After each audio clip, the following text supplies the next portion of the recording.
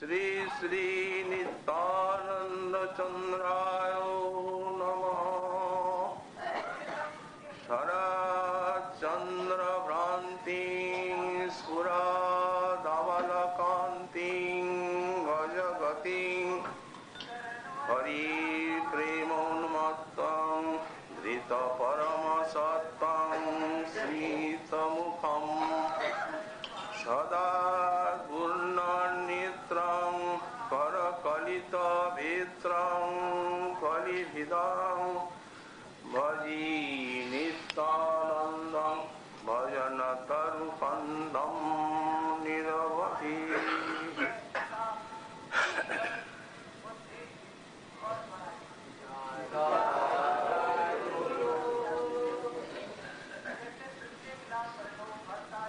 পরম করুণা ঘন বিগ্রহ শ্রী শ্রী গৌর নিত্যানন্দের অনুকম্পায় আমাদের পরম পূজ্যপাদ ভাগবত পরমহংস বৈষ্ণব কুল চূড়ামণি ব্রজের ভূষণ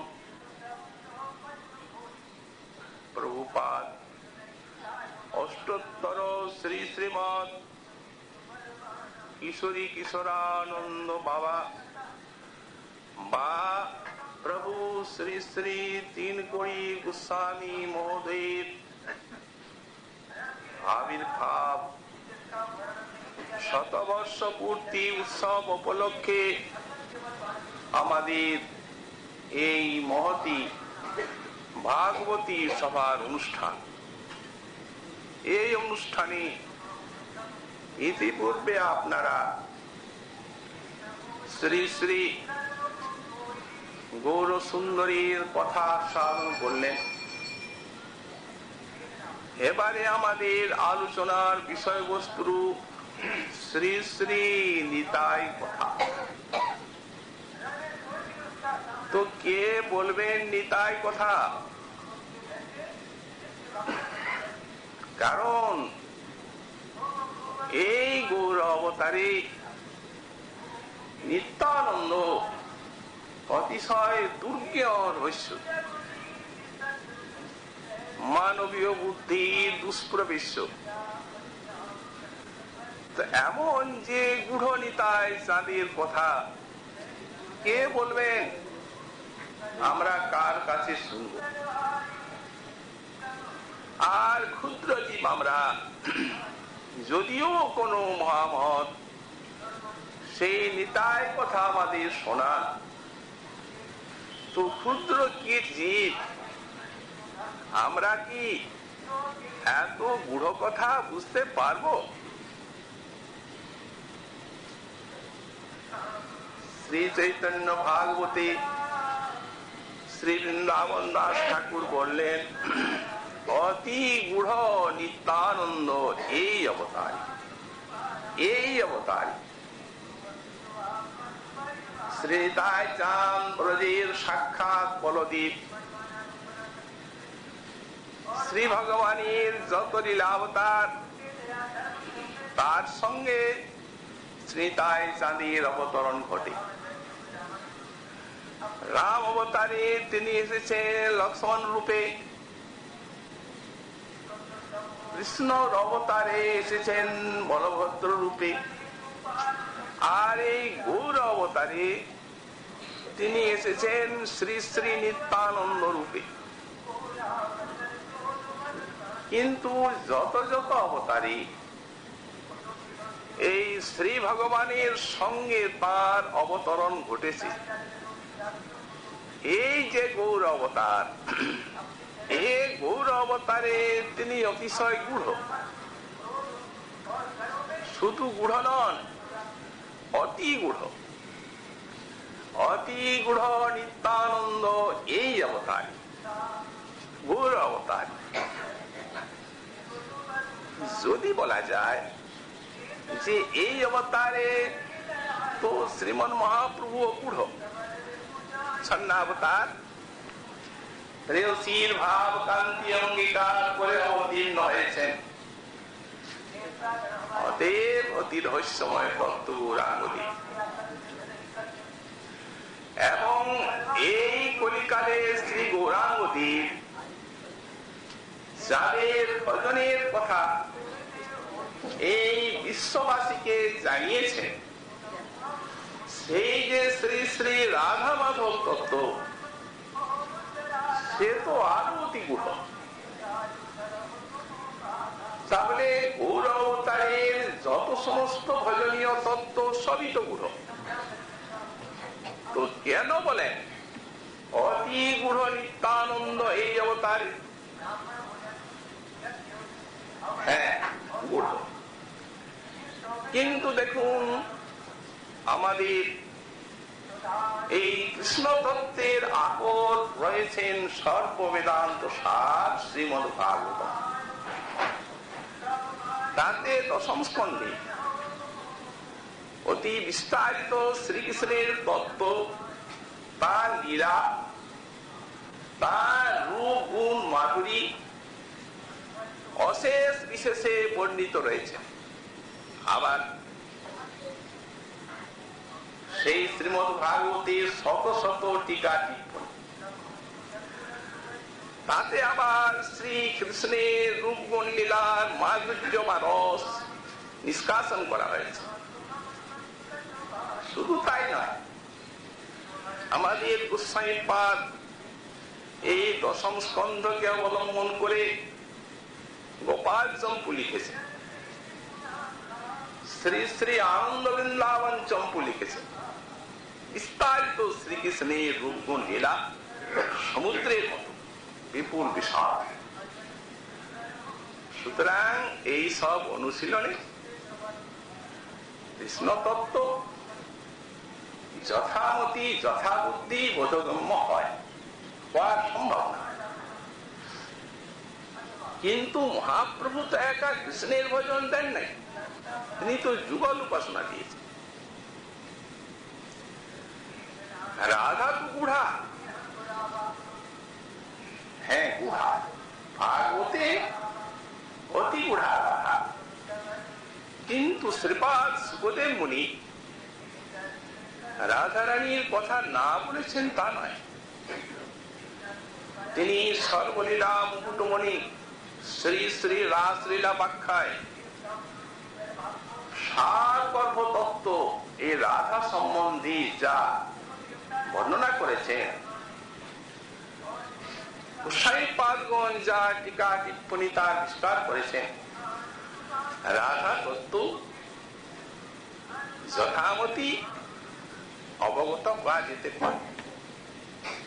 হ্যাঁ, গৌরাঙ্গ তত্ত্ব অতি গূঢ়, কিন্তু গৌরাঙ্গ তত্ত্ব বিশ্লেষণে রয়েছেন শ্রী শ্রী চৈতন্য ভাগবতম, চৈতন্য চরিতামৃতম, শ্রী চৈতন্য চরিত মহাকাব্যম, চৈতন্য চন্দ্রোদয় নাটক, চৈতন্য চন্দ্রামৃত ইত্যাদি বিশাল বিপুল গ্রন্থ ভান্ডার এই শ্রী গৌর তত্ত্ব সম্বন্ধে। তাতে গৌরাঙ্গের কৃপা হলে গৌর তত্ত্ব যথামতি অবগত হওয়া যায়। কিন্তু এই শাস্ত্র পড়ে নিতাইকে জানা যায় না। এই নিতাই তত্ত্ব শাস্ত্রের দ্বারা বোধগম্য হবার জিনিস নয়। অবশ্য আমাদের কবিরাজ গোস্বামীপাদ নিতাই তত্ত্ব লিখেছেন, শ্রী শ্রী বৃন্দাবন দাস ঠাকুর লিখেছেন চৈতন্য চরিতামৃতে, চৈতন্য ভাগবত। কিন্তু মহাজন বলেন এই নিতাইকে জানার একটা উপায় আছে। চৈতন্য জানায় যারে সে জানিতে পারে। একমাত্র এই নিতাইকে তিনি জানবেন যদি শ্রী চৈতন্য দেব কৃপা করে কাউকে জানান। বই পড়ে হবে না। এই সমস্ত গ্রন্থানুশীলনের সঙ্গে চাই শ্রী চৈতন্যের কৃপার যুগ। কিন্তু মাদি সজীবে কোথায় চৈতন্য কৃপা? ক্ষুদ্র কীটাণুকীর এই মায়া নিমজ্জিত চিত্ত, সেই চিত্তে চৈতন্যের কৃপা আসতে পারে? তাহলে কি উপায়? এই তাই কথা। যারা অজস্র চৈতন্য কৃপা, নিতাই কৃপা লাভ করেছেন, আমাদের তাদের মুখে শুনতে হবে নিতাই কথা, এবং তারা যদি কৃপা করেন, নিতাই চরণের শরণাগত হয়ে যারা নিতাই তত্ত্ব ব্যাখ্যা করেছেন, গুরু নিত্যানন্দের করুণা সম্বলিত, তাদের কৃপাকে সম্বল করে যদি আমরা বুঝবার চেষ্টা করি, তাহলে নিতাই কথা কিছু বোধগম্য হতে পারবে। এই আমাদের উপায় এবং আমাদের একমাত্র সম্ভব। নিতাই এবং শ্রীমৎ মহাপ্রভুর ঐকান্তিক করুণা ভাজন শ্রী শ্রী বৃন্দাবন দাস ঠাকুর, পূর্বে শ্রীকৃষ্ণ লীলাতে যিনি ব্যাসাবতার, সাধারণ কিছু না, যিনি শ্রীকৃষ্ণ লীলাতে অতি গূঢ় কৃষ্ণ লীলা বর্ণনা করেছেন, সেই এই রহস্যময় চৈতন্য লীলাতে তিনি এসেছেন বৃন্দাবন দাস ঠাকুর রূপে। চৈতন্য লীলা ব্যাস বৃন্দাবন দাস। তিনি একটা সারকল্প নিত্যানন্দ কথা বলেছেন তার শ্রী শ্রী নিত্যানন্দাষ্টমী। কি বলছেন? শরৎচন্দ্র কান্তিং স্ফুরকমল কান্তিং গজগতিম হরি প্রেমোন্মত্তং প্রীত পরম সত্যং স্মিত মুখম সদা পূর্ণ নেত্রং করকলিত বিত্রং কলিভিদং ভজে নিত্যানন্দং ভজন তরুবন্দম নিরবধি। শরৎচন্দ্র ভ্রান্তি স্ফুরত অমল কান্তি, শারদীয় পূর্ণিমার শশীর যে নির্মল আলো, যে নিতাই চাঁদের শ্রীঅঙ্গের প্রভা, সেই শারদীয় জ্যোৎস্নালোককে পরাজিত করে। কারণ এই নিতাইয়ের কান্তি অমল, এতটা অমল শরৎচন্দ্র কান্তি নয়। স্ফুরত অমল কান্তি গজগতি, যে নিতাই চাঁদের গমন মাধুরী মত্ত গজ, তার যে সুঠাম গমন ভঙ্গি তাকেও পরাভূত করে গজগতি। হরি প্রেমোন্মত্তং পরম সত্যং স্মিত মুখম, শ্রী গৌরাঙ্গীর শ্রী শ্রী রাধা কৃষ্ণের প্রেমে যিনি উন্মত্ত পাগল, হরি প্রেমোন্মত্তম মত্তম ধৃত পরম সত্যম, সাক্ষাৎ অখণ্ড বিশুদ্ধ শক্তির মূর্তি,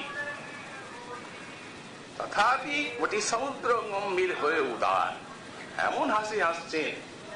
স্মিত মুখম, হাস্য মধুর মুখখানা করুণায় মাখা।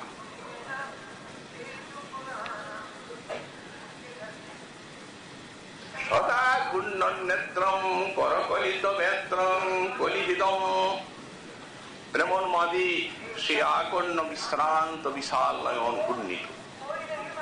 সদা ঘূর্ণন বেত্রম করকলিত বেত্রম, হাতে ধরেছেন একটা বেত্র। বেত্র কি জন্য ধরেছেন? কলিভিদম, এই কলু কলুষকে তাড়িয়ে দিলেন এই বেত্রের দ্বারা। এই কলু কলুষ ভিদম বেত্রম হস্তকলিতম, এই কলু কলুষ কলি কলুষ নাশকারী যে বেত্র হাতে শোভা পাচ্ছে। ভজে নিত্যানন্দম ভজন তরুকন্দম নিরবধি। সেই ভজন তরুকন্দ অর্থাৎ মূল শ্রী নিত্যানন্দের চরণ নিরন্তর ভজন করি। এই প্রথম শ্লোক। এই নিত্যানন্দাষ্টকের প্রত্যেকটি শ্লোকের শেষে এই পদটি দিয়েছেন, ভজে নিত্যানন্দম ভজন তরুকন্দম নিরবধি। ভজন তরুর মূল অর্থাৎ গৌড়ীয় বৈষ্ণবের ভজন বৃক্ষ কল্প তরুর মূল হচ্ছে নিতাই চাঁদ। কিন্তু তা কি করে হয়?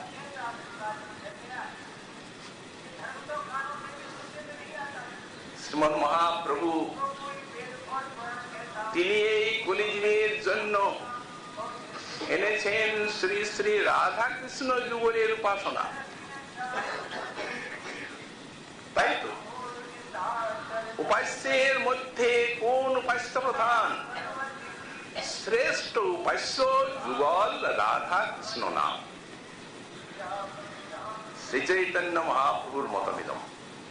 মহাপ্রভুই প্রেরণা দিয়েছেন রামানন্দ রায়ের হৃদয়ে, এবং তিনি জিজ্ঞাসা করছেন বলরাম রায়, উপাস্যের মধ্যে কোন উপাস্য প্রধান?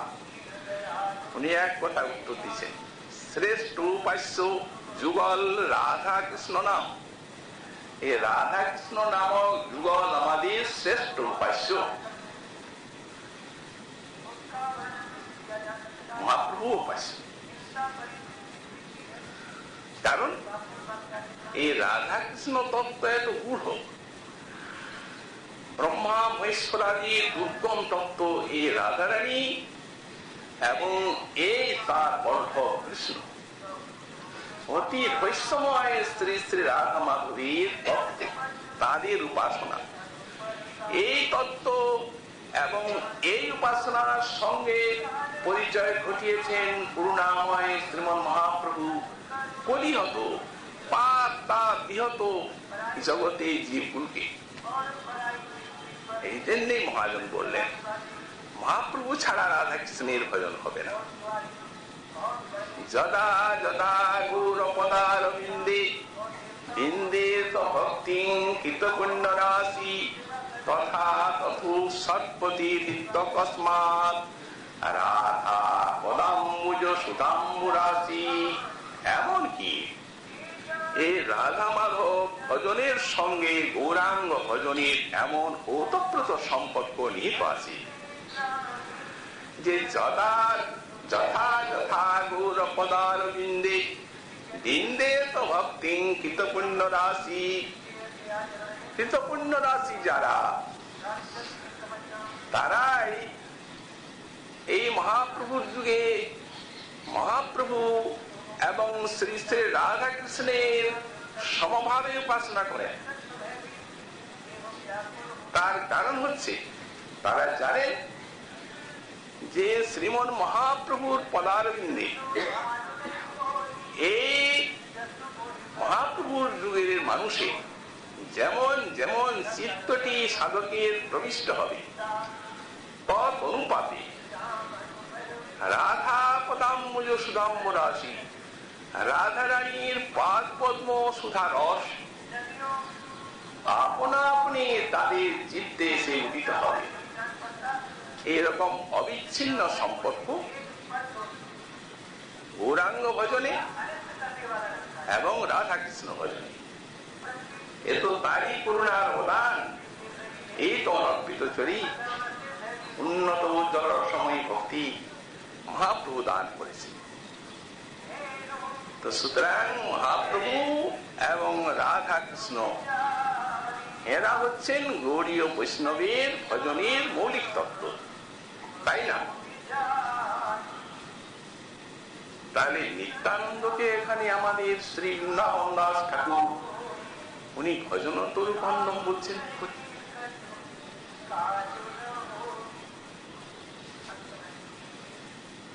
কেন বললেন এখানে শ্রী ভজন নিত্যানন্দ কি ভজন তরুকন্দম? অবশ্যই গূঢ় কারণ আছে। নিতাই তত্ত্বটি আগাগোড়া গূঢ়, আমরা তো প্রথমেই বললাম। এই তত্ত্বটি হচ্ছে এতে অতি গূঢ় নিত্যানন্দ এই অবতার, এ তো বলাই আছে। তো সুতরাং আমরা এই যে প্রশ্নটা করলাম, এই প্রশ্নের উত্তর যদি আমাদের মহাপ্রভু নিজ মুখে দেন তাহলে পরিষ্কার। কারণ যিনি আমাদের রাধা কৃষ্ণের উপাসনা দিলেন, তিনি যদি নিজে জানান যে হ্যাঁ নিতাই তত্ত্ব মৌলিক, তবে আমরা বুঝতে পারবো আর কোন সন্দেহ না। পানিহাটি গ্রামে মহাপ্রভু রাঘব পণ্ডিত গৃহে অতি রহস্যময় তত্ত্ব গোপনে নিভৃতে রাঘব পণ্ডিতকে বলছেন নিতাই বলছেন, শুনো রাঘব তোমারে গল্প কই, এই আমার দ্বিতীয় নাই নিত্যানন্দ বই। তারপরের কথাটি অতি চমকপ্রদ, এই নিত্যানন্দ যে করান আমারে সেই আমি করি, এই বলিল তোমার। তাহলে গৌরাঙ্গ তো দেখছি আমাদের এই নিতাই চাঁদের হাতের কিরণক হয়ে গেলেন, হাতের পুতুল। এই নিত্যানন্দ যে করান আমারে সেই আমি করি, আর কিছু করি না, এই বলিল তোমারে। তাহলে নিত্যানন্দের যে স্থানটা মহাপ্রভু কোন স্থানে দিলেন এটি চিন্তনীয়। আরো বললেন, এই নিত্যানন্দে যার তিলেক দেশ রহে, ভক্ত হইলেও সে আমার প্রিয়। তো ভক্ত হইলেও আমার প্রিয় নয়, এই তো রহস্যময় কথা। এর তাৎপর্য আমরা কি করে বুঝবো? কারণ শ্রী গীতাতে ভগবান কৃষ্ণ নিজ মুখে বলেছেন, যো মদ ভক্ত সমে প্রিয়, যিনি আমার ভক্ত তিনি আমার। এই ভক্তত্ব আর প্রিয়ত্ব এই দুটিতে সমানাধিকরণ্য আছে। যিনি ভক্ত হবেন তিনি কৃষ্ণের প্রিয় হবেন, আর যিনি প্রিয় হবেন তিনি ভক্ত হবেন। ভক্ত না হলে প্রিয় হওয়া যাবে না। অথচ মহাপ্রভু বললেন ভক্ত হইলেও সে আমার প্রিয় নহে। তাহলে ইনি কেমন ভক্ত? এখানে ভক্ত বলতে মহাপ্রভুর পাদ পদ্মে শরণাগত এবং তার ভজন সাধনকারী ভক্ত নন, ইনি বাইরের ভক্ত, ভিতরের না। বাইরে গৌরাঙ্গের ভজন করছেন, গৌরাঙ্গের নাম কীর্তন করছেন, শ্রবণ কীর্তন করছেন, সবই করছেন, দেখা যাচ্ছে ইনি গৌরাঙ্গ ভক্ত। ভিতরে এখনো ভক্তি মহারানীর আলোকপাত হয় নাই। এই জন্যে বললেন তিনি যথার্থ ভক্ত নন। যার আমার ভজন করো, আমার নিতাই চাঁদের প্রতি এক বিন্দু লেশ মাত্র দেশ থাকে। কারণ দুই ভাই এক তনু সমান প্রকাশ। আমরা যদি বলি ঠিক আছে, আমাদের যখন ভজনের মৌলিক তত্ত্ব হলেন মহাপ্রভু এবং রাধাকৃষ্ণ, তখন যদি আমার যদি নিতাইকে ভালো না লাগে, তারপরে মহাপ্রভু ভজন করব, রাধাকৃষ্ণের ভজন করব। মহাপ্রভু বলছেন নিত্যানন্দে যাহার দিলে দেশ রয়, দেশ করবো না, ঠিক আছে, দেশ করলাম, দেশ করলেই তো দোষ হবে। দেশ না করি, যদি তটস্থ থেকে শ্রী শ্রী গৌরাঙ্গ শ্রী রাধাকৃষ্ণের ভজন করি, তাহলে গৌর কৃপা বা রাধাকৃষ্ণের সেবা পাবো কিনা? পাবেন না। কেন? মহাপ্রভু তো দেশের কথা বলছেন, দেশ তো করছি না। বললেন ভজন না করাটাই বেশ। আপনি ভজন নিতাইয়ের করছেন না এই যুগে, নিতাইয়ের যুগে ওইটাই তো বেশ। মহাশয় এই সব কল্পিত কথা আপনি নিজে এটা বানিয়ে বলছেন। শাস্ত্রে আছে যে ভজন যে না করে সে দেশি? নিশ্চয়ই আছে, শাস্ত্রে নয়, সর্ব বেদান্ত সার শ্রীমদ ভাগবত। ন ভজন্ত জানন্তি স্থানাৎ ভ্রষ্টা পতন্তত। ভগবানের থেকেই সমগ্র বিশ্ব মানবের সৃষ্টি। অতএব কৃষ্ণ হচ্ছেন জগতের পিতা। সন্তানের কর্তব্য পিতার সেবা করা, যদি না করে তাহলে বিদ্রোহী হয়ে গেল।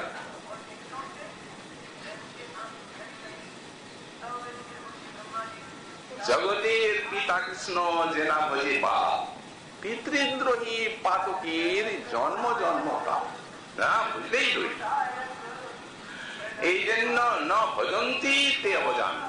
অবজানন্তি মানে অবজ্ঞা করা।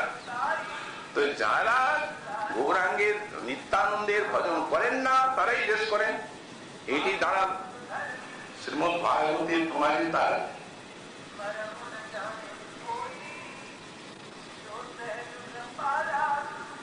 রহস্যময় ভক্ত, আচারী বিচারী, কথায় বার্তায় ব্যবহারিক, এমন একটা গূঢ় রহস্যময় এই দায় যে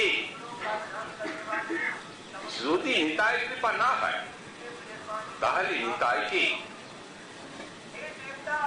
এই মৌলিক ভজন তত্ত্ব বলে স্বীকার করা বড় কঠিন ব্যাপার। লীলাকারও এইরূপ আছে ছিলেন। আমরা একটি দৃষ্টান্ত দেব, দেশ নয়। শ্রী শ্রী কবিরাজ গোস্বামী পালীর পূর্বাশ্রমে সমরপুরে তার খাতা একটা উজ্জ্বল দৃষ্টান্ত। এখানে কবিরাজ গোস্বামী পাল তার খাতার কথা লিখেছেন যে মহাপ্রভুতে তার অগাধ বিশ্বাস, কিন্তু নিত্যানন্দে বিশ্বাস আভাস।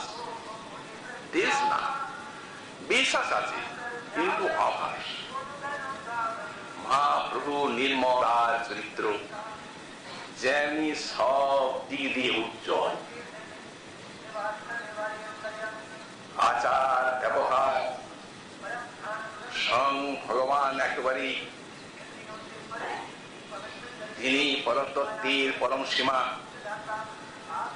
তিনি যথাযথ সন্ন্যাসীর আচরণ, যথাযথ ভক্তের আচরণ সব ঘাটায় ঘাটায় পরিপালন করছে। চোখ বুঝে সেই পথে চলা যায়। মহাপ্রভুকেও দাঁড় করানোর জায়গায় আর নিতাই সাধকেও দাঁড় করান, তখন ভ্রান্তি আসতে পারে।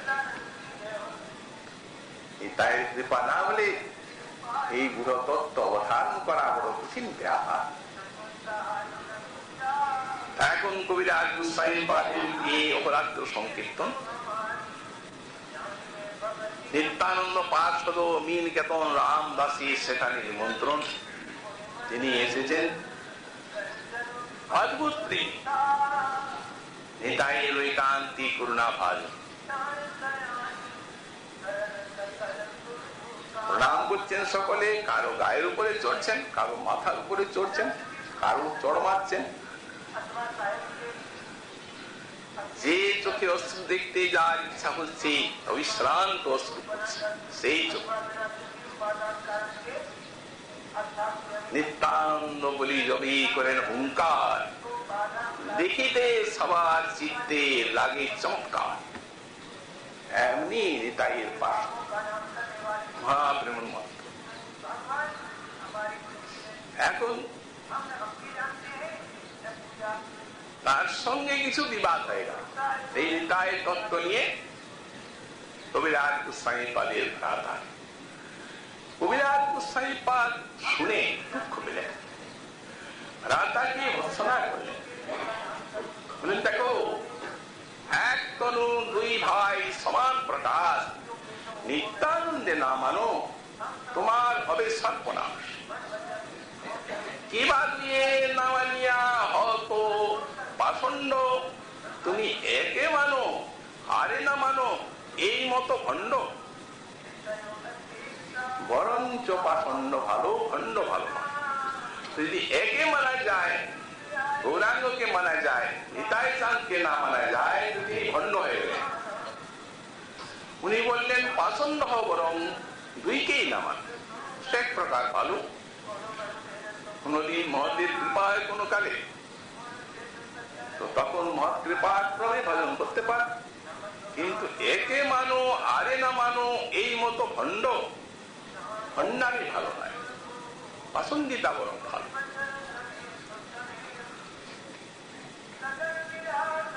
দুঃখ ক্রুদ্ধ হইয়া বংশী ভাঙি চলে রামদাস। উৎসব সমাপন হলো, একটু রেগে গেলেন মহাপ্রেমিক রামদাস, রাগ করে বাঁশিটি ভাঙি ভেঙে চলে গেলেন। তৎকালে আমার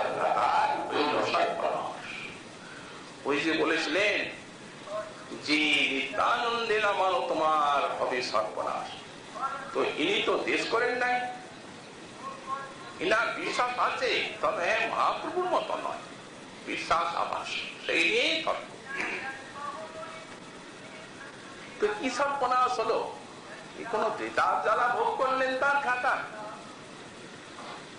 না অন্য কিছু সর্বনাশ হলো তার? এই ত্রিতাপ জ্বালা দেহদেহী কালিয়ে যত দুঃখ শোক এসব কর্মফলে জীব ভোগ করে। মহতের চরণে অবজ্ঞা হলে অন্য সর্বনাশ হয়। তাহলে কি সর্বনাশ হলে কবিরাজ গোস্বামী পাদ তো লিখলেন না সে কথা, তাহলে আমরা কি করে বুঝবো?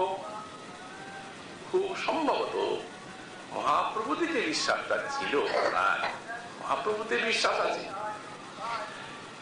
এই নিতাই চাঁদের নিয়ে তর্কাতর্কির ফলে সেই বিশ্বাসটিও লোপ হয়ে গেল। এত করুণ তর্ক। কেমন নিতাইয়ের ভজন করলেন কবিরাজ, ভ্রাতাকে ভর্ৎসনা করলেন। এই তো ভ্রাতাকে ভর্ৎসিন মুই লইয়া এই গুণ, সেই রাত্রে প্রভু মনে দিলা দর্শন। একই গুণ ভাইকে ভর্ৎসনা করেছে নিত্যানন্দ তত্ত্বে বিশ্বাস আবাসের জন্য, দৃঢ় বিশ্বাস না থাকার জন্য। তাতে এমন কি নিতাইয়ের ভজন হলো, যার জন্য সেই রাত্রেই দেখা দিল স্বপ্নে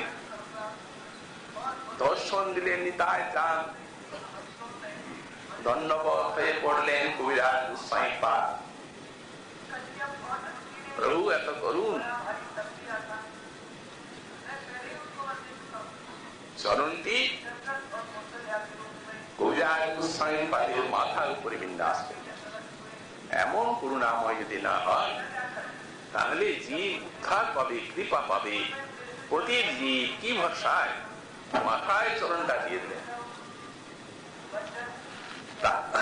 তারপরে যখন কবিরাজ গোস্বামী পাদ উঠলেন, তখন এক অপূর্ব দেখছে। তখন আর সেই গৌরকান্তি নিতাই নাই, তখন নিতাই শ্যাম চিক্কণ কান্তি। আর উপবালক আর সব পার্শ্বদগণ আগে যেমন ছিলেন তেমন নয়, সব গোপবেশ। আর সব ওই গোপেরই মতো তাদের সমস্ত পরিকর গণের সব বেশভূষা, সব বাঁশি ইত্যাদি। শ্যাম চিকন কান্তি প্রকাণ্ড শরীর দেখছেন। এটি কি দেখালেন নিতাই চাঁদ? দেখালেন নিতাই চাঁদ এই যে শ্রীকৃষ্ণের সঙ্গে কোন প্রকারের ভেদ নাই এই বিগ্রহে, একদম দুই ভাই সমান প্রকাশ। যা আমাদের কবিরাজ গোস্বামী পাদ বলেছিলেন, এই সেইটি দেখালেন নিতাই চাঁদ। করুণা করলেন, ভয়ে ওই কৃষ্ণদাস না করো তুমি ভয়, বৃন্দাবনে যাও, তাহার সর্বলভ্য হয়, যাও বৃন্দাবনে চলে যাও, এই অসৎসঙ্গে আর থাকবে না। এত বলি বৃন্দাবনে হাত ছানি দিয়া যাও, চলে যাও। অন্তর্থা কইরা প্রভু নিজগণ লইয়া তারপরে নিজগণ সঙ্গে অন্তরিত হয়ে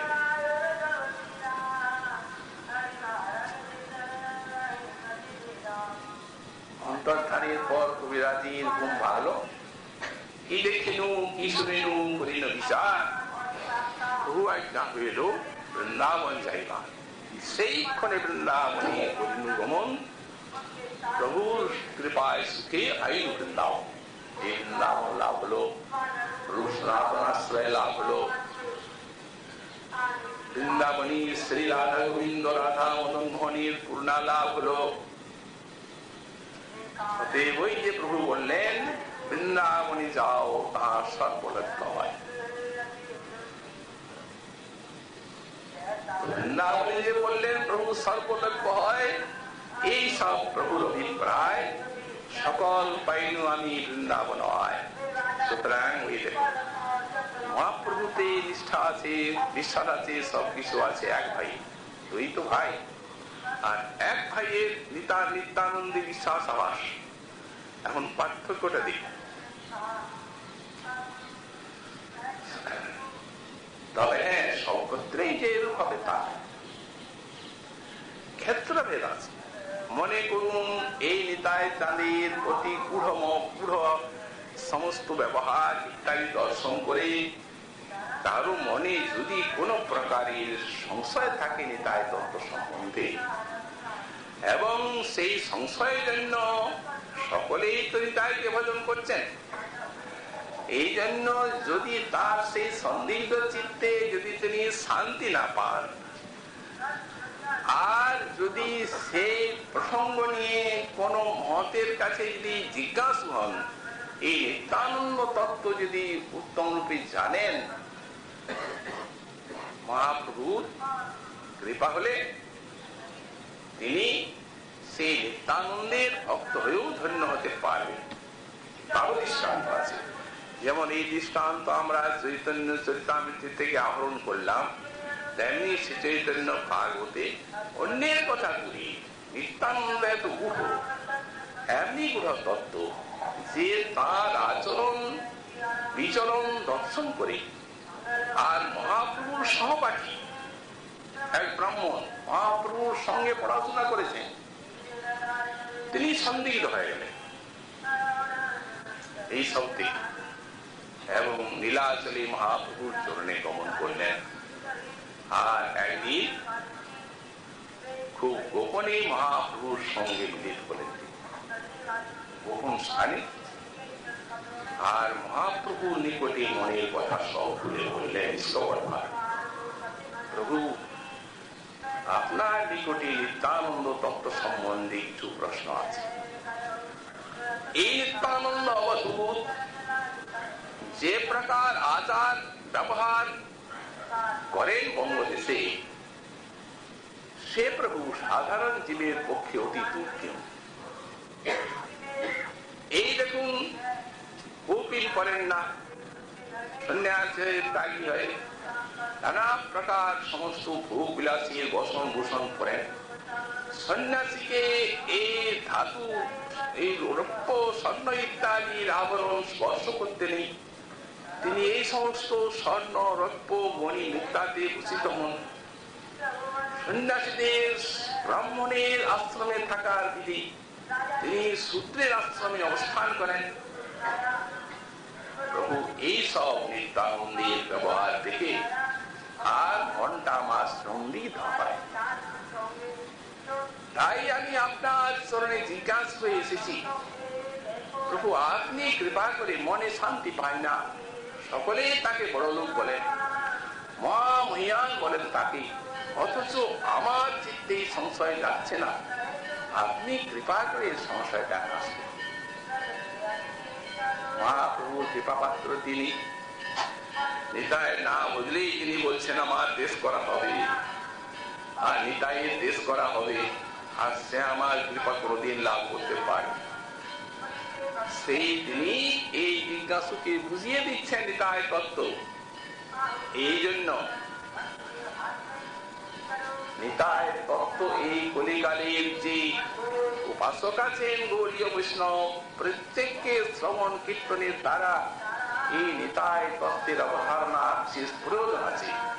এগুলা জানতে হবে, বিশেষ দরকারি প্রত্যেকটি সাধকের। মানে এত উচ্চকোটি জিনিস যে একবার শুনলাম শেষ হয়ে গেল, হবে না, বারবার এই নিত্যানন্দ তত্ত্বের অনুশীলন চায়। গৌরাঙ্গের কৃপা, রাধারানীর কৃপা পাওয়া কোন বিলম্ব থাকে না। মহাপ্রভু নিষ্কপটে বললেন, দেখো মিত্র, যদি মহা অধিকারী হয় তবে তার গুণ দোষ কিছু না জন্ময়। এগুলা জীবের আচরণে গুণ দোষ, কিন্তু মহা অধিকারী যারা, তাদের এই সমস্ত গুণ দোষ কখনো তাদের হৃদয়কে স্পর্শ করে না। অতএব সেই নিত্যানন্দ স্বরূপ পরম অধিকারী। দেখো মিত্র, রুদ্র বিনা অন্য যদি করে নিষ্পান, সর্বথায় মরে সর্বপুরাণ প্রমাণ। সর্বপুরাণ শিরোমণি ভাগবতে তার প্রমাণ আছে। মহাদেব বিষ খেয়ে হজম করেছেন, আর সেই হজম করার শক্তি আছে, কিন্তু কোন সাধারণ মানুষ তিনি মহাদেবের মতো জটাজুট নিয়ে আর যদি বিষ খান, তখনই মৃত্যু ঘটবে। রুদ্র বিনা অন্য যদি করে বিষ পান, সর্বথায় মরে সর্বপুরাণ প্রমাণ। ভাগবতী বলেছেন, নৈত সমাচরিত সাধু মনসামি হরিশ্বর। মনীশ্বর যারা জীব, তারা এগুলো মনু আচরণ করবে। বিনশ্বত্তাচরণ মধ্যা যথারুদ্রম দ্বিজং বিষম। অদ্বিজং বিষম, সমুদ্রের থেকে যে বিষ উঠেছে, সেই বিষকে পান করেছিলেন রুদ্রদেব। পর বিষ জগৎ চলে যাচ্ছে, হজম করলেন। কিন্তু তিনি ছাড়া যদি কেউ এই বিষ খান, তাহলে সর্বথায় পরে সর্বপুরাণ প্রমাণ। সুতরাং ব্রহ্মার আচরণ দেখে এসেছিল। ব্রহ্মা কন্যাগমনে উদ্যত হয়েছিলেন, সে দেখে তারা পরিহাস করেছিল, অপরাধ হয়ে গেল। মরিচির নন্দন, কিন্তু মরিচি ইত্যাদি যে, তারা তো সেই উপহাস করেন নাই, তারা বরং প্রার্থনা করেছেন, পিতৃদেব আপনি যদি এরূপ আচরণ করেন তা আমাদের কি গতি হবে। সুতরাং তাতে আর কিছু এই অপরাধের সম্ভাবনা নেই। কিন্তু নিন্দার বিদায় তারে হাসিলেই মরি, গরিত করে যদি মহা অধিকারী। গরিত করলো নিন্দা কি, হাসলেই উত্তর। এই দেখো বিপ্রেদের মরণ হলো, এরা মরল। হিরণ্যকশিপু সেই গৃহে অসুর হয়ে জন্মালো, ইন্দ্র বজ্র দিয়ে মারলেন। তারপরে এইভাবে আবার দেবকীর গর্ভে জন্মালো, সেখানে কংস মারলেন। ভাগ্য ভালো ছিল, কারণ কৃষ্ণের মাতার গর্ভে জন্ম নিয়েছে। এই জন্য যখন কৃষ্ণ গুরুকুলে বসবাস করে যখন গুরু দক্ষিণা দিলেন মৃতপুত্রকে, দেবকী মাতা শ্রবণ করলেন, তখন তার সেই ছেলেগুলির মুখ মনে পড়ল, জন্মেছে আর মেরে ফেলেছে কংস। তখন কৃষ্ণকে বললেন, বৎস তুমি গুরুর নন্দনকে নিয়ে এলে, অতএব আমার সেই ছেলেগুলিকে দেখতে ইচ্ছা হয়, তুমি একবার তাদের দেখো। তখন বলে দিয়ে গেলেন সুতরে, সেইখানে তখন তারা বলির কাছে সব কথা বলে আর তাদের নিয়ে এলেন। দেবকী দেবী বাৎসল্যে স্তনদান করলেন, সেই শ্রীকৃষ্ণের রত্নামৃত স্তন পান করে তারা পুনরায় দেবত্ব লাভ করলেন। এতটা চক্কর দিকে বুঝতে হবে। তো সুতরাং নিত্যানন্দ স্বরূপ পরম অধিকারী তুমি যাও, নিজেই নিত্যানন্দের চরণে পড়ে ক্ষমা চাও, সকলকে নিত্যানন্দ তো শিখাও। ব্রাহ্মণ সরলদা এই আচরণ দেখে এসেছিল ভ্রান্তি, অতএব আসলে এসে আর নিত্যানন্দের চরণে পড়ে নিষ্কাপট ভাবে সব করলেন। এর অপরাধের কথা। অপার করুণা সাগর নিতাই যান, তাকে হাসলেই কি আর তার নিন্দা চর্চা করলেই কি আর তার স্তুতি করলেই কি সব সমান। প্রসন্ন হলেন, করুণা করলেন, ব্রহ্ম নিত্যানন্দ তত্ত্বের প্রচার করলেন, মহাপ্রভুর করুণা লাভ করে ধন্য হলেন। সুতরাং দুইটি দিকে আছে, ওই দেশ রহে অর্থাৎ এই যে মৌলিক তত্ত্বটিকে ভজন করতেই হবে গৌড়ীয় বৈষ্ণবকে, তাহলে মহাপ্রভুর করুণাও লাভ করা যাবে না, আর রাধা কৃষ্ণের করুণাও সুদূর পরাক্ত হয়ে যাবে। এই জন্যই ছিল ঠাকুর মশাই বললেন, নিতাই পদকমল সেজি কোটি চন্দ্র সুশীতল, যে ছায়ায় জগৎ জুড়ায়, হেন নিতাই দিনে ভাই রাধা কৃষ্ণ পাইতে নাই, দৃঢ় করি ধর নিতাইয়ের পায়। ঠাকুর মশাই বলছেন, হেন নিতাই দিনে ভাই রাধা কৃষ্ণ পাইতে নাই, রাধা কৃষ্ণ পাওয়ার চেষ্টা করবেন না। এই নিত্যানন্দের ভজন না করে, কারণ ইনি গৌড়ীয় বৈষ্ণবের ভজনের মৌলিক তত্ত্ব। ভজে নিত্যানন্দং ভজন তরুপন্নম, একে নিরবধি ভজন করতে হবে। যেমন মহাপ্রভুকে ভজন করবেন, তেমনি নিতাই চাঁদের ভজন অপেক্ষিত আছে এই গৌড়ীয় বৈষ্ণব। এই গলি হলে চলবে। তো সুতরাং যদি নিত্যানন্দ যিনি কেউ রাধা কৃষ্ণের উপাসনা করেন, তো বললেন হেন নিতাই দিনে ভাই রাধা কৃষ্ণ পাইতে নাই, পেতে যাবেন না। মূলত আপনি পেতে গেলেও পাবেন না, আর যদিও পান তো সেই অসুরদের পাওয়ার মতো হবে, আস্বাদন করতে পারবেন না। কারণ ভক্ত তত্ত্বের মৌলিক অবস্থান নিতাই জানি, ভক্তি আসতে কোথার থেকে, তার মধ্যেই তো ভক্ত তত্ত্বের মৌলিক অবস্থান আছে।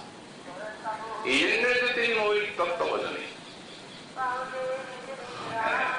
তো সুতরাং হেন নিতাই দিনে ভাই রাধা কৃষ্ণ পাইতে নাই, দৃঢ় করি ধর নিতাইয়ের পায়। নিতাইয়ের পায় পড়ুন, কিন্তু ওই জায়গায় শিথিলতা থাকলে হবে না। মহাপ্রভুর চরণে বিশ্বাস আর নিত্যানন্দ বিনা প্রভুর কৃপা পাওয়া যাবে না বলে নিত্যানন্দের ভজন তা নয়, আন্তরিক হওয়া চাই মহাপ্রভুর মত, বরং এক কাটা বেশি হলে ভালো, তাই নাই? এই কথাটিকে বলছেন দৃঢ় করে ধরনের নিতাইয়ের পায়, একটু শক্ত করে নিতাইয়ের এই মৌলিক তত্ত্বের চরণকে ধরতে হবে আগ্রহী।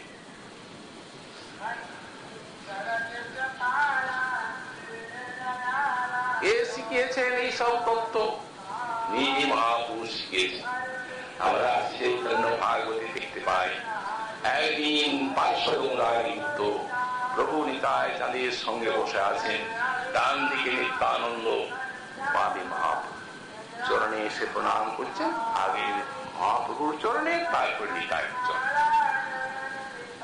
মুরারি পার্শ্ব প্রভু কহে, মুরারি এ না হয় ব্যবহার, তুমি ব্যতিক্রম করিয়া করিলে নমস্কার। প্রভু বলছেন, মুরারি ভুল হল। প্রভু কি ভুল? নমস্কারটা ভুল হল। ব্যতিক্রম করলে, ব্যতিক্রম করে প্রণাম করা হলো। প্রভু তা কি করে জানবো? আমরা তো মহাপ্রভুর চরণে আগে তুলসী দিচ্ছি, ফুল দিচ্ছি, মালা দিচ্ছি, তারপরে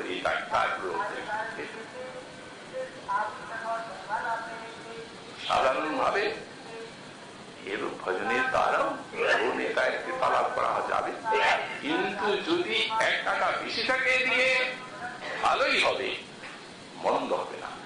মহাপ্রভুর করুণায় বেশি লাভ করা যাবে।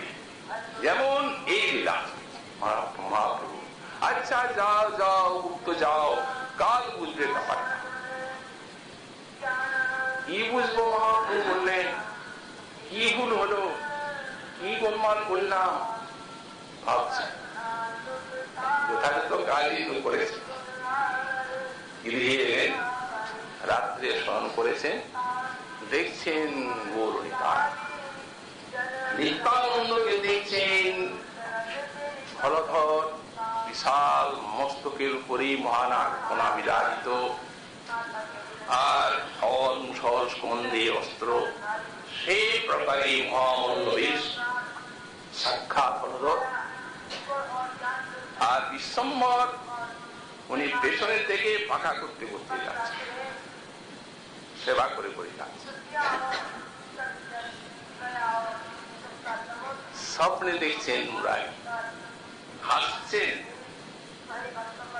কি বলছেন? মুরারি, আমি যে ছোট না। স্বপ্নে কহে হাসি, কহে প্রভু শুনো মুরারি, আমি যে কনিষ্ঠ মনে বুঝ বিচারি, আমি তো ছোট ভাই না, এটা তো বুঝতে হয়। নিজ বড় দাদা লীলা ক্ষেত্রে বাতাস করেছেন, চরণ সেবা করেছেন, পুষ্করীলায় আবার বলদেবীর পদতত্ত্ব বলেছেন, স্তুতি করেছেন। এই ভ্রমণগুলি, এই গুরুদেব আদিদেব, এরা আপনার ভক্ত, এরা সব ঋষি, এই যে গুনগুন করছে, আপনার পাদ পদ্মে মাধুরী বর্ণনা করছে, নিজে সম্ভব। সুতরাং সেই যে সেখানে কৃষ্ণ, এখানে গৌরাঙ্গ, আর সেই যে বলদেব ইহা নিত্যানন্দ ভাই, কেবল গৌরাঙ্গই হাসছেন তা নয়, মুরারি আমি যে ছোট ভাই। তারপরে মুরারিকে দেখে 2 ভাই হাসছে। তারপরে মুরারি তো চরণে গিয়ে বললেন, ভাগলো ও প্রভু যে বললেন কাল জানবি, কাল, এই কথাটা এইখানেই বললেন। মুরারি ব্যতিক্রম হয়ে গেল, একটু ব্যতিক্রম করিয়া করিলা নমস্কার, উল্টো পাল্টা। তারপর দিন প্রভুর চরণ দর্শনে এসেছেন, ঠিক গৌরণিতায় যেন তার প্রতীক্ষা করছে। প্রথমে সে শ্রীমন নিত্যানন্দী চরণ বন্দনা করলেন, তারপরে মহাপ্রভুর চরণ বন্দনা করলেন। মুরারি মহাপ্রভু বললেন, হাসছেন মহাপ্রভু, কৌতুকী প্রভু। তিনি বলছেন, মুরারি কাল একরকম আর আজ একরকম। কাল করলে আমাকে আগে প্রণাম, একে পরে, আর আজ ওকে আগে করছো আর আমাকে পরে করছো। মুরারি বলছেন, প্রভু জীবের স্বতন্ত্র শক্তি কিছু না, কাল যেমন প্রেরণা দিয়েছিলে তাই করেছি, আর আজ যেমন প্রেরণা দিচ্ছ তাই করছি। তার মানে জানিয়ে দিলেন ব্যতিক্রম কোন যায়। সুতরাং এই জন্যে ঠাকুর মশাই বললেন ওই জায়গায় যেন শিথিলতা না থাকে, দৃঢ় করি ধরণী তাই পায়, ওই চরণে দৃঢ় করে ধারণ করতে হবে। মহাজনগণের শিক্ষা, তাদের বাণী অনুসরণে শ্রী শ্রী নিতাই তত্ত্বকে বুঝতে হবে, এবং এই নিতাই করুণা লাভ করে ধন্য হতে গেলে এই নিতাই তত্ত্বের পূর্ণতম গৌরব মৌলিক তত্ত্বরূপে তাকে জেনে তার আরাধনা করতে হবে। তার মানে কি দাঁড়ালো? এই উদাহরণ পাঠ করেছিলেন যেমন যেমন গৌরের পদারবিন্দে গৌরীয় বৈষ্ণবের মনটি প্রবিষ্ট হবে, তেমনি তেমনি রাধা রানীর পাদ পদ্ম সুধারস তাদের চিত্তে উদিত হবে। আর এখানেও যেমন যেমন নিতাই চরণে এই গৌরীয় বৈষ্ণব সাধকের মনটি প্রবিষ্ট হবে, তেমনি তেমনি মহাপ্রভু এবং রাধা রানীর চরণ তার হৃদয়ে উদিত হবে। মহাপ্রভুর চরণে উদিত হলে রাধা রানীর পাদ কর্ম আপনা আপনি চিত্তে এসে উদিত হবে।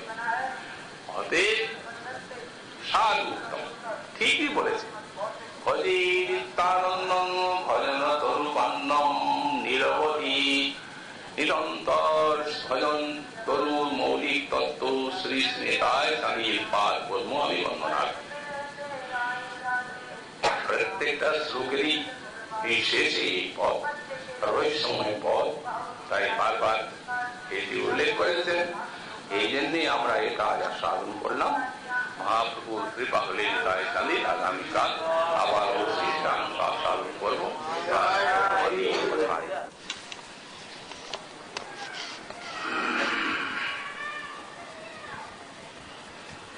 শরৎচন্দ্র ভ্রান্তি স্ফুরদমল কান্তি গজগতি হরি প্রেমোন্মত্তং ধৃত পরম সত্যং স্মিত মুখম সদা ঘূর্ণনেত্রং করকলিত ভিত্রং কলিভিদম ভজি নিত্যানন্দম ভজন তরুকন্দম নিরবধি।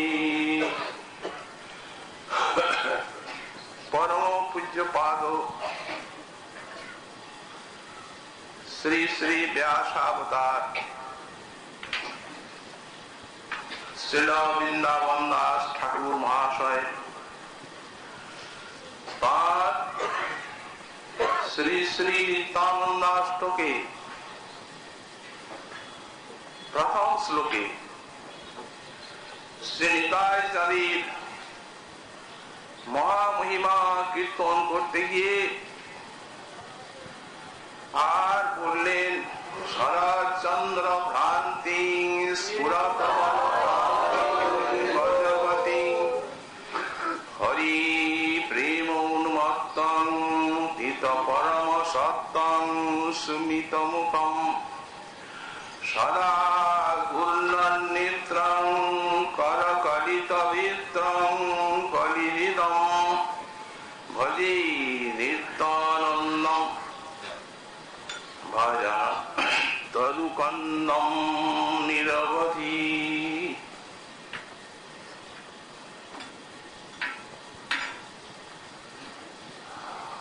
শ্রীপাদ ব্যাসাবতার বৃন্দাবন দাস ঠাকুর মহাশয় শ্রী শ্রী নিত্যানন্দীর অশেষ করুণা ভাজন,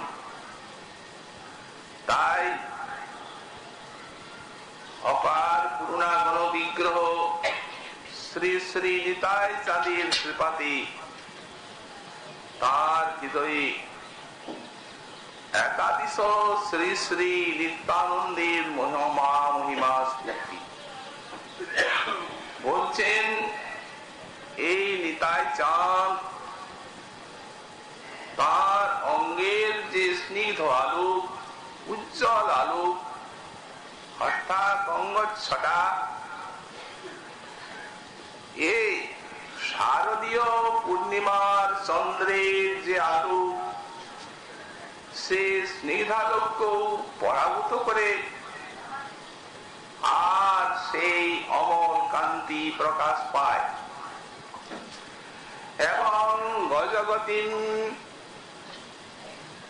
তার গমন ভঙ্গি, মহামত্ত হস্তির যে গমন ভঙ্গি তাকেও ধিকৃত করে। গতিটি এমনি সুঠাম। হরি প্রেমোন্মত্তং ধৃত পরম সত্যং স্মিত মুখম। শ্রী শ্রী ভগবত প্রেম রসে যিনি মহা উন্মত্ত, এবং মহাসত্যময় বহু স্নিগ্ধ মধুর হাস্যমণ্ডিত সেই অপার সৌন্দর্য নিকেতন তার শ্রীমুখমণ্ডল স্মিত মুখম সদা ঘূর্ণন নেত্রম আকর্ণ বিশ্রান্ত বিশাল আয়ত নয়ন যুগল প্রেমন্মাদে নিয়ত ঘূর্ণিত করকলিত বেত্রম কলিবিদম আর হস্তে ব্যস্ত ধারণ করেছেন এই কলিযুগের কলিকলুষকে বিতাড়িত করার জন্য হাতে নিয়েছেন এই বিতারণীর বেত্র ভজে নিত্যানন্দম ভজন তরুপন্নম নিরবধি আমি সেই ভজন তরুর মূল যে নিতাই চান নিরন্তর সেই নিতাই চাঁদের বন্দনা করি। গতকাল আমরা এই শ্লোকের ব্যাখ্যা প্রসঙ্গে এই যে শেষ পাঠটি শ্রী গোস্বামী শ্রী বৃন্দাবন দাস ঠাকুর উল্লেখ করেছেন ভজে নিত্যানন্দম ভজন তরু কন্দম নিরবধি, অর্থাৎ নিরন্তর শ্রী নিত্যানন্দের ভজন করি। তিনি কেমন? তিনি ভজন তরু কন্দম গৌড়ীয় বৈষ্ণবের ভজন রূপ কল্পবৃক্ষের মূল বা মৌলিক ভজনীয় বস্তু। আমরা গতকাল এই প্রসঙ্গে বুঝবার চেষ্টা করেছি যে গৌড়ীয় বৈষ্ণবের উপাস্য শ্রী শ্রী গৌর নিতাই এবং শ্রী শ্রী রাধা মাধব যুগপৎ উপাস্য। তো এখন এই যে গৌর নিত্যানন্দ আর শ্রী শ্রী রাধা মাধব গৌড়ীয় বৈষ্ণবের এই সমানভাবে সমতুল্য ভজনীয় তত্ত্ব। তাই যদি হয় একা নিত্যানন্দকে ভজন তরুর মূল আমাদের ব্যাসাবতার বৃন্দাবন দাস ঠাকুর বললেন কেন? এই প্রশ্ন জানতে পারি। এর সমাধান আমাদের আচার্য পাদগণ যা লিখেছেন তাতে জানা যায় যে গৌড়ীয় বৈষ্ণবী নিত্যানন্দ কৃপাতে শ্রী শ্রী গৌরাঙ্গের কৃপালাভ এবং গৌর নিত্যানন্দের কৃপাতে শ্রী শ্রী রাধা মাধবের চরণ লাভ। তাই মূলে তিনটি সমানভাবে ভজনীয় হলেও মূলে কিন্তু ইনি দাঁড়াচ্ছেন ভজে নিত্যানন্দম ভজন তরু কন্দম নিরবধি। আমাদের শিল ঠাকুর মহাশয় তিনি এই যে তিনটি তত্ত্ব, এই তিনটি তত্ত্বের সমভাবে গৌড়ীয় বৈষ্ণবকে ভজনী বা ভজনের আবশ্যকতা যে একটা মনোরম দৃষ্টান্ত দিয়ে আর সেই সমন্বয়টি এই তিন উপাস্যের যে সহজ সরল ভাবে ব্যক্ত করেছেন সে এক অতি অপূর্ব। ঠাকুর মশাই লিখছেন ধন মোর নিত্যানন্দ পতি মোর গৌরচন্দ্র আর প্রাণ মোর যুগল কিশোর। গৌড়ীয় বৈষ্ণব তারা ঠিক যেন পতিব্রতা রমণীর মতো। তো পতিব্রতা রমণীর তিনটি জিনিস চায়। কি চায়? সমভাবে চায়। এক তো ধন চায়, ধন যদি না হয় তাহলে পতিব্রতা পতি সেবা করবেন কি করে? পতিগত প্রাণা। পতি সেবা করতে গেলে ধন অবশ্য চাই, আর পতি বেঁচে থাকা চাই। যদি পতি না থাকেন তাহলে তো পতিব্রতার বিশ্ব অন্ধকার। আর একটি জিনিস অবশ্য থাকা চাই, সেটি কি? তার দেহে প্রাণ থাকা চাই। যদি প্রাণ না থাকে তাহলে যে পতিব্রতার সেবা গ্রহণ করবেন সেই পতি তাকে শ্মশানে নিয়ে আগুন দিয়ে জেলে দিলেন। যদি প্রাণহীন হয় পতিব্রতা, তাহলে তিনটি দরকার। তো গৌড়ীয় বৈষ্ণবের ধন মোর নিত্যানন্দ, নিতাই চাঁদ গৌড়ীয় বৈষ্ণবের ধন। প্রাকৃত ধনে এই পরমপতির পুজো হয় না, এটা দৃষ্টান্ত দেওয়া হয়েছে, কিন্তু দাষ্টান্তিকটা কোথায় তাই বুঝে নিতে হবে। এই জাগতিক ধন সম্পদে জাগতিক পতির পুজো হয়, কিন্তু পরমপতির কি পুজো হয়? পরমপতি পূজার ধন হচ্ছে প্রেম। পঞ্চম পুরুষার্থ এই প্রেম মহাত্ম। পরমপতি শ্রী শ্রী গৌরাঙ্গ দেবীর পূজার শ্রেষ্ঠতম উপচার এই ভক্তির প্রেম। তাই সেই নিতাই চাঁদ তাকে এই জন্যই মৌলিক তত্ত্বে দাঁড় করানো হয়েছে যে এই শ্রী শ্রী রাধা মাধব এবং শ্রীমন মহাপ্রভুর যে আরাধনার শ্রেষ্ঠ উপচার প্রেম, এই কলিকালে নিতাই চাঁদ দেবেন ওটা। তবে আপনি মহাপ্রভু কৃপা লাভ করে রাধারানীর চরণে যেতে পারেন। গতকাল আমরা এই জন্যই বলেছি, হেন বিনা নিতাই বিনে ভাই রাধা কৃষ্ণ পাইতে না। কে দেখালেন আমাদের এই কৌশল? মহাপ্রভু একদিন নিতাই চাঁদের সঙ্গে বসে আছেন,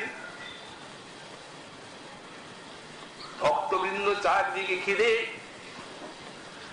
প্রভু বলছেন, শ্রীপাদ আপনার একটা কৌপিন দেবেন। নিতাই চাঁদ একটা কৌপিন দিলেন। নিতাই চাঁদ প্রেমোন্মাদী, প্রেমে বাচ্য জ্ঞান শূন্য, খলকল করে আসছে, আনন্দে কৌপিনটি দিলেন।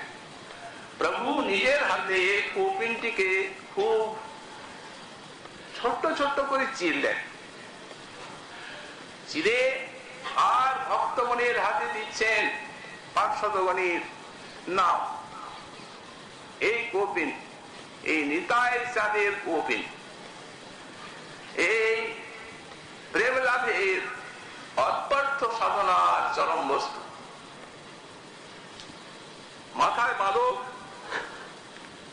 অন্যের কি দায় ইহা বাঞ্ছে যোগেশ্বরে, এটাকে সাধারণ মনে করবেন না। এটা যোগেশ্বর গণের কাম্য। মহা মহা ভক্তি যোগেশ্বর তারাও এই নিতাই চাঁদের কৌপিন কামনা করেন, পরিধেয় কৌপিন।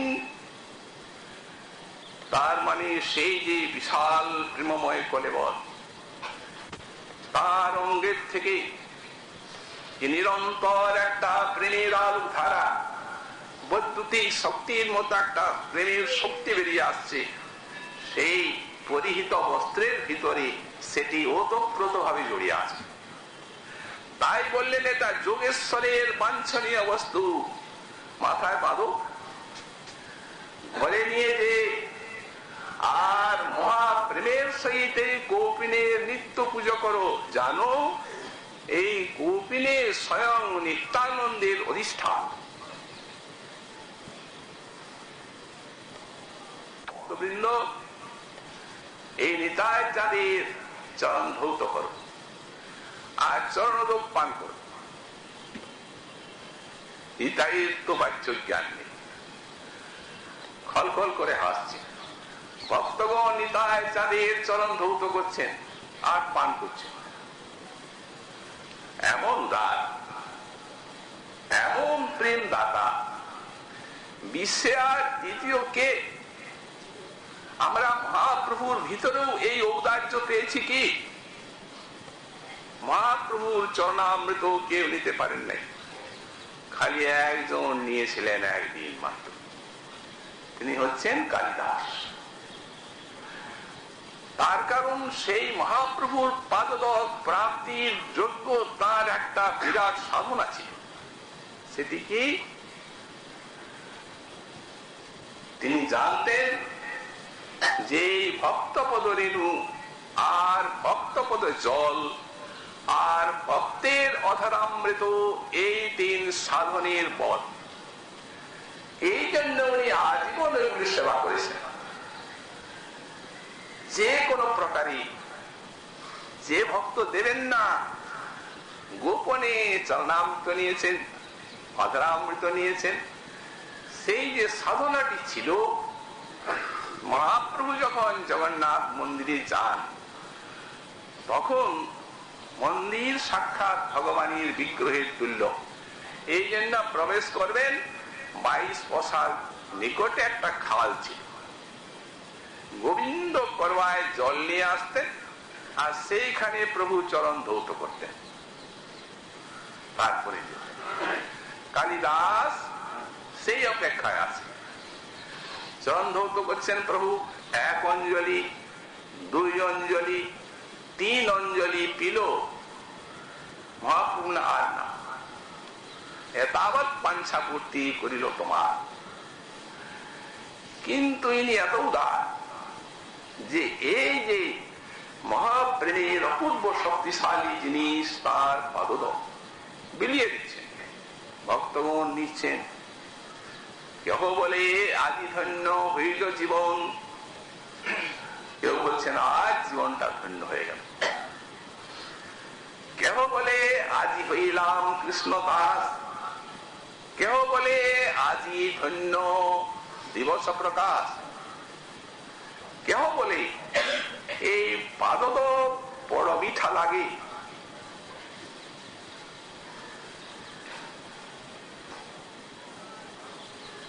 এখনো মুখের নিষ্ঠতা নাহি বাগে, নিচ্ছেন পাদদক। কি ঘটনা ঘটল?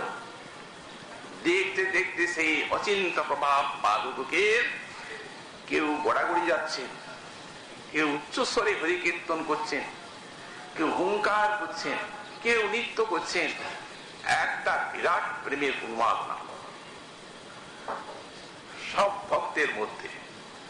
শেষকালে সেই প্রেমের উন্মাদনা দেখে পার্শ্বদগণের স্বয়ং গৌরণিতায় উঠলেন নাচতে।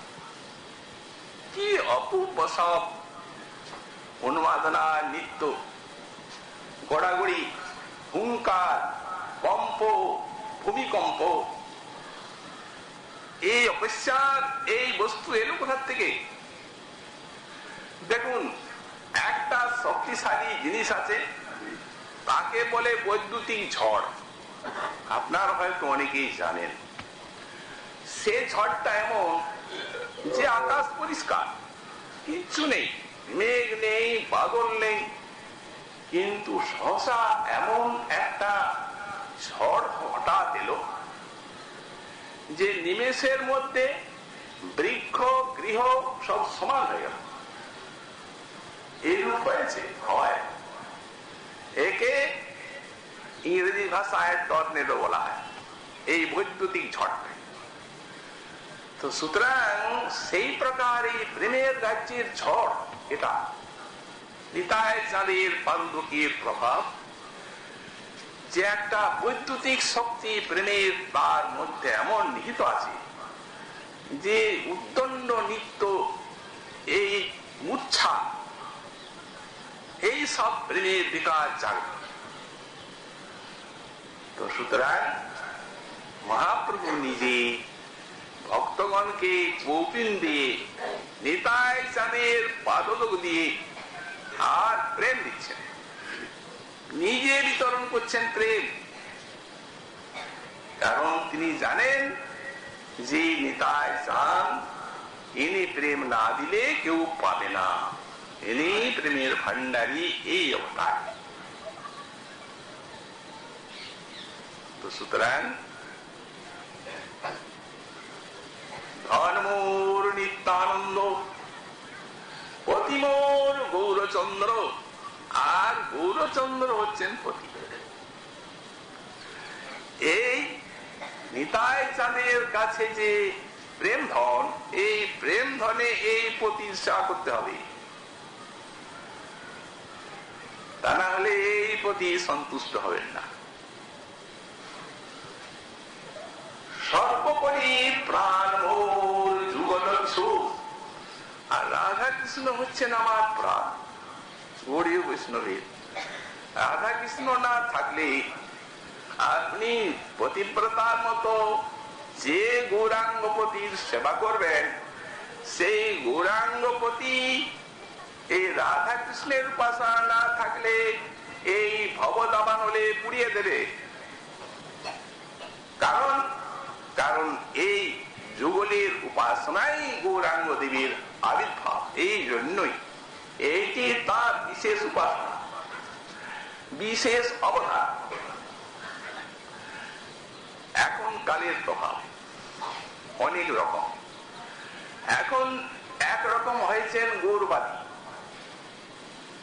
তারা বলতে চাচ্ছেন যে আচ্ছা, গৌরাঙ্গ তত্ত্বটি তো রাধা কৃষ্ণ মিলিত বিগ্রহ, তো গৌরাঙ্গই যখন রাধা কৃষ্ণ, তখন যদি আমরা গৌরাঙ্গ ভজন করি, তাহলে রাধা কৃষ্ণ ভজনের আর কি দরকার?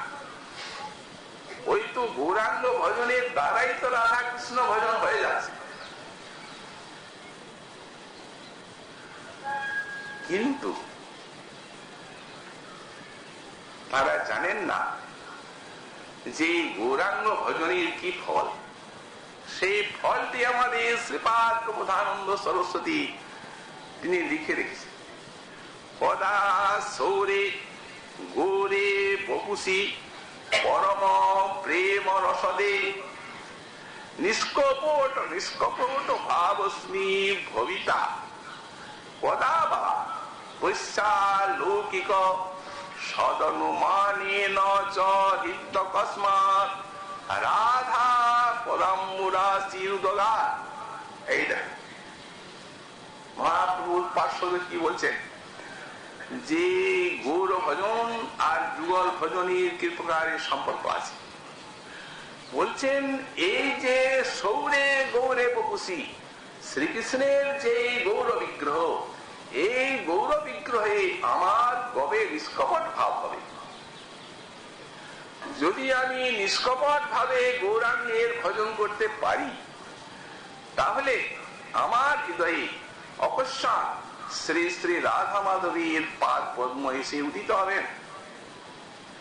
তাহলে যাদের রাধা মাধবীর ভজন সম্পদ আমি অকস্মাৎ লাভ করব, তাহলে যাদের গৌরাঙ্গ চরণ ভজন করে আর রাধা মাধব ভজনের প্রয়োজন নেই এই প্রকারে মনে হয়, তাদের গৌর ভজনটি কপট। কারণ বলা আছে যদি নিষ্কপট ভাব গৌরাঙ্গে হয়, তো রাধা মাধব ভজন আপনা আপনি এসে আমার চিত্তে উদিত হবে। তাহলে বুঝুন, এমন কোথাও শোনা যায় যে নবদ্বীপে বাস করুন, বৃন্দাবনে যাবেন না, বৃন্দাবনে গেলে আপনার গৌরাঙ্গের নিষ্ঠা নষ্ট হয়ে যাবে। হায় কলিকা, একেই বলে কলিকা। বৃন্দাবনে গেলে গৌরাঙ্গের নিষ্ঠা নষ্ট হয়ে যাবে। অথচ গৌরাঙ্গ এই ব্রজে এই রাধারানীর চরণে কলিজীবকে প্রদান করেছেন। কি দিলেন তিনি? গৌরাঙ্গের অবদান কি?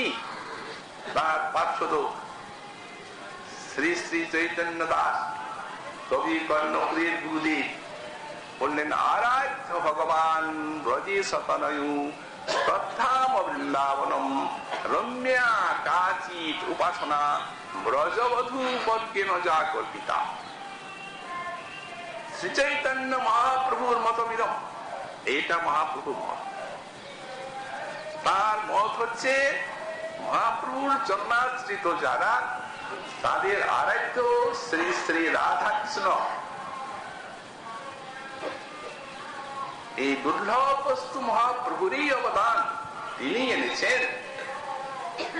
তাই মহাজন বললেন, যদি গৌর না হতো আমার কি মেনে হইত, আমি কেমনে ধরিতাম দে এই রাধার মহিমা প্রেম রস সীমা, আমায় জগতে জানাতো কে, কে জানাতো? গৌরাঙ্গই জানিয়েছে। তো সুতরাং এই গৌড়ীয় বৈষ্ণবীর ভজনের মৌলিক তত্ত্ব, এই তিনের সঙ্গে সম্পর্ক মূলত আনবেন শ্রীপাদ নিতাই চাঁদ। ঠিক যখন আমাদের তিনটি সমানভাবে উপাস্য ঠাকুর মশাই বললেন, অথচ আবার নিতাই চাঁদের এত অপেক্ষা মাঝখানে কি করে এলো? প্রমাণ না দিলে বোঝা যাবে না। আমরা যেখানে বসবাস করছি এটি শ্রীপাদ দাস গোস্বামী পাদের ভজনস্থলী, মহাপ্রভুর সাক্ষাৎ পরিকর, নিত্য পার্ষদ। কিন্তু সাধনার আচরণ করে আর এই বিশ্ব জগতে সাধনা শিক্ষা দিয়েছেন তারা। এই জন্যই মহাপ্রভুর সঙ্গে তাদের এই বিশ্ব জগতে আগমন। বাল্যকালের থেকে যার বৈরাগ্য সহজাত, যিনি কৈশোরে, যিনি অগাধ ইন্দ্রের সম বৈভবে নিস্পৃহ উদাস, যিনি অপ্সরার সমস্ত স্ত্রীকে ত্যাগ করেছেন, মুখ দেখেন না, মাতা পিতা ইত্যাদি, আর এই সংসারের মোহজার নরকের মতো মনে হয়,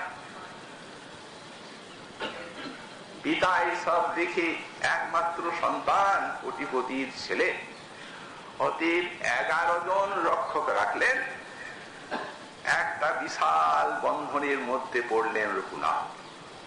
কিন্তু এত যে তার প্রাণের টান, এত প্রাণের টান এই প্রকারে বাধা দিতে লাগলো কেন? কোথায় বিঘ্নতা? কোন জিনিসের অভাব? অভাব একমাত্র ওই মৌলিক তত্ত্ব নিতাইয়ের করুণা, এইটিরই অভাব বুঝেছিলেন রঘুনাথ সে কথা। এই জন্য যখন প্রভু নিতাই চাঁদ পানিহাটি গ্রামে আগমন করেন, তখন পিতাকে বললেন, বাবা প্রভুর চরণ দেখব। বাধা দিলেন না। যদি বাধা দেন তো এই দেহে প্রাণ থাকবে না। যে অবস্থা দেখলেন পিতা বুদ্ধিমান, এত বড় বিষয় তো দেখলেন যে এখন আর আটকানো যাবে না। অতএব অনেক লোকজন সব রক্ষককে দিয়ে আর নিতাই চাঁদের অনেক ভেটের দ্রব্য দিয়ে পাঠিয়ে দেন, ভালোভাবে সব দর্শন করাই নিয়ে আসেন।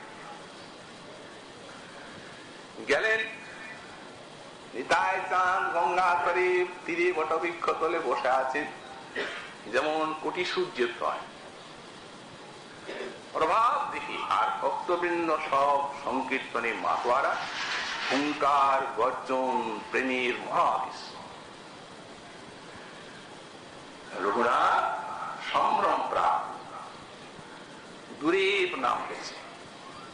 সেবক জানিয়ে দিচ্ছে ওই রঘু প্রণাম করছে আপনাকে। প্রভু কহে চোরা আজি দিলি দর্শন, আয় আয় আজি তোরে করিব দণ্ডন। চোরা বলছেন কেন? রঘুনাথ কি চুরি করলেন? নিতাইয়ের ধন গৌরাঙ্গ তিনি না দিলে কেউ পাবে না, অথচ তুমি আমাকে না জানিয়ে পেতে চাও, আমার ধন চুরি করে নিতে চাও। চুরিতে ওই বস্তু পাওয়া যাবে না, আমি মালিক, আমার কাছে আগে আসতে হবে। তোমার উৎকণ্ঠা, তোমার আগ্রহ, তোমার ব্যগ্রতা, তোমার এই ত্যাগ বৈরাগ্য, এ আমার হৃদয়েও অতিশয় তোমার প্রতি একটা টান জাগিয়েছে।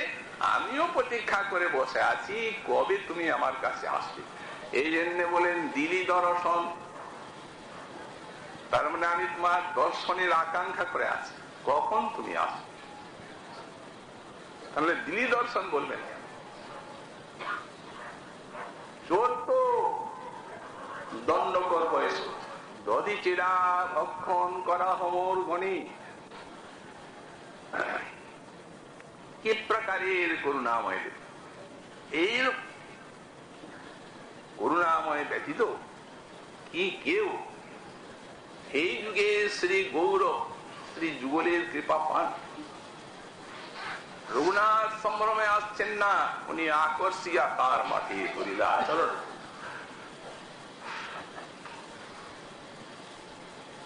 টেনে নিচ্ছেন ব্রহ্মার দুর্লভ চরণ যুগল মাথায়, কীতাত্তনের রূপ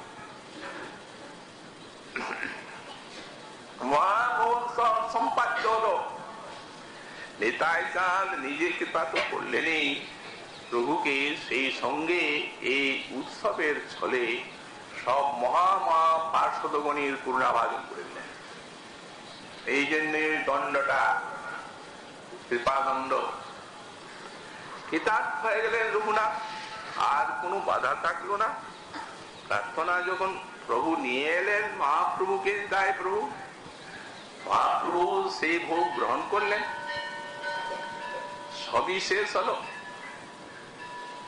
রমণীর প্রাক্কালে নিতাই চাঁদের নিকটে প্রার্থনা করলেন রঘু, উনি সব বলে দিলেন ভবিষ্যতে যা হবে।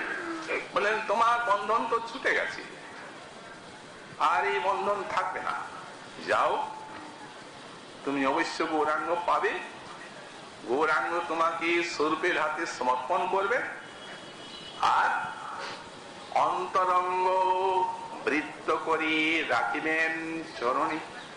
তার নিতাই চাঁদ গৌরাঙ্গকে দিলে হলো তো, সব ঠিক হয়ে গেল। যথাকালে শ্রী রঘুনাথ প্রবল আগ্রহে ছুটে গেলেন। মহাপ্রভু রঘুনাথকে দেখে ওই নিতাই চাঁদ যা বলেছিলেন অক্ষরে অক্ষরে সেইগুলি করলেন।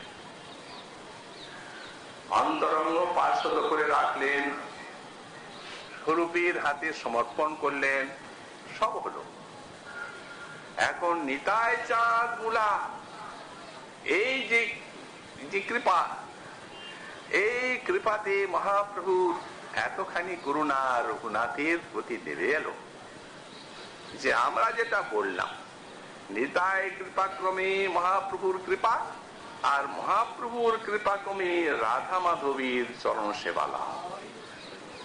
মহাপ্রভু স্বয়ং দিলেন তার গিরিধারী আর গুঞ্জামালা।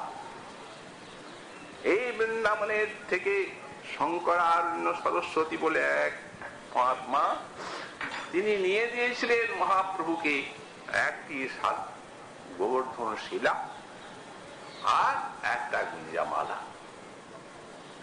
কি তত্ত্ব এই শিলামালার? ওই শিলায় হচ্ছেন সাক্ষাৎ শ্রীকৃষ্ণ গিরিধারী, আর এই গুঞ্জামালায় হচ্ছেন রাধারানী যুগল। প্রভু রাধা ভাবে সেই শিলাকে 3 বছর ধারণ করলেন, কিন্তু ফুল তুলসী দিয়ে এই বস্তুর সেবা নয়, কারণ তিনি রাধা। তিনি প্রেমের প্রচার দিয়ে সেবা করলেন তার প্রাণনাথী। বুকে ধরেন, চেপে রাখেন, কত কথা বলেন শিলার সঙ্গে। মনে মনে বলেন অখিলের নাথ তুমি হে কালিয়া, রাধা পাবে। সেই যোগীর আরাধ্য ধন, গোপ গোয়ালিনী হামতি দিনা, কিছু না জানি ভজন পূজন, প্রীতির সেতে ডালি তনুমন দিয়াছি তুহারি পায়। তুমি মোর পতি, তুমি মোর গতি, প্রাণ আন্নাকে চায়। অনেকক্ষণ চেপে রাখ, হৃদয় তোমার স্পর্শে শীতল হলো, কিন্তু নয়ন যুগল তো তৃষিত। তখন চোখে ধরে, খুব অশ্রু পড়ে, নেত্র জলে সেই শিলা ভিজে নিরন্তর, নয়ন অশ্রুতে অভিষেক হয়। এই শিলাকে কহেন প্রভু কৃষ্ণ কলেবর।